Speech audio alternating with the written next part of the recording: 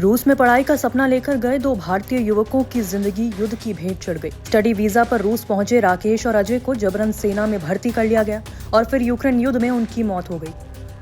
उत्तराखंड के उधम सिंह नगर जिले के सितारगंज तहसील के शक्ति फार्म इलाके का रहने वाला 24 साल का राकेश कुमार पढ़ाई के लिए रूस गया था। 7 अगस्त को वो सेंट पीटर्सबर्ग यूनिवर्सिटी में पढ़ाई शुरू करने के इरादे से वहां पहुंचा। शुरुआती दिनों में सब कुछ ठीक था, लेकिन कुछ समय बाद उसकी बातें सुनकर परिवार को लगने लगा कि बेटा किसी बड़ी परेशानी में फंस गया है। 30 अगस्त को राकेश की अपने बड़े भाई दीपू मौर्य से आखिरी बार सीधी बातचीत हुई। उसी कॉल में राकेश ने बताया कि उसे जबरन रूसी सेना में शामिल कर लिया गया है और जल्द ही यूक्रेन के युद्ध क्षेत्र में भेजा जाएगा। इसके बाद उससे संपर्क पूरी तरह टूट गया। कुछ दिनों बाद परिवार को राकेश की एक तस्वीर मिली जिसमें वो रूसी सेना की वर्दी में था। इस तस्वीर ने परिवार की चिंता और डर को सच साबित कर दिया। बाद में एक अनजान रूसी नंबर से राकेश का फोन आया। उसने बताया कि उसका पासपोर्ट, वीजा और सभी जरूरी दस्तावेज छीन लिए गए हैं। उसका आधिकारिक ईमेल अकाउंट भी बंद कर दिया गया है। राकेश ने कहा कि उसे डोनबास इलाके में ट्रेनिंग देकर सीधे युद्ध में भेजा जा रहा है। इसके बाद परिवार की उससे कभी बात ही नहीं हो सकी। 7 दिसंबर को राकेश के पिता राज बहादुर मौर्य को सूचना मिली कि उनका बेटा युद्ध में मारा गया है। सोमवार को उसका शव ताबूत में दिल्ली लाया गया। फिर मंगलवार को पंतनगर एयरपोर्ट और वहां से गांव शक्ति फार्म लाया गया। बुधवार को गमगीन माहौल में उसका अंतिम संस्कार किया गया। कुछ ऐसी ही कहानी राजस्थान के बीकानेर जिले के अर्जनसर गांव के रहने वाले अजय गोत्रा की भी है।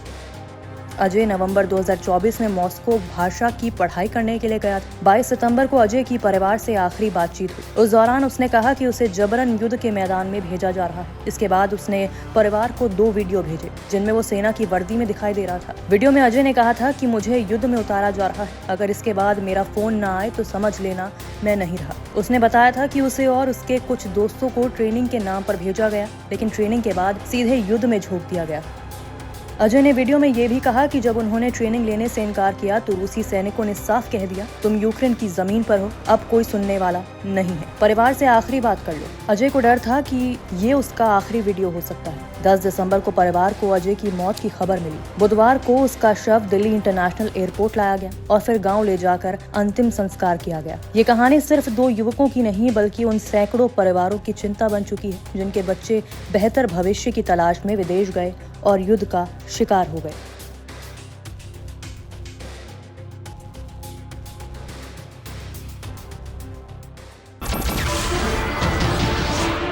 नमस्कार, मैं हूं मानक गुप्ता। अगर आपको हमारा ये वीडियो पसंद आया हो तो इसे लाइक और शेयर जरूर करें और हाँ, हमें सब्सक्राइब और फॉलो करना ना भूलें ताकि आप देश और दुनिया की कोई खबर मिस ना करें। तो जुड़े रहिए हमारे साथ और देखते रहिए न्यूज़ 24।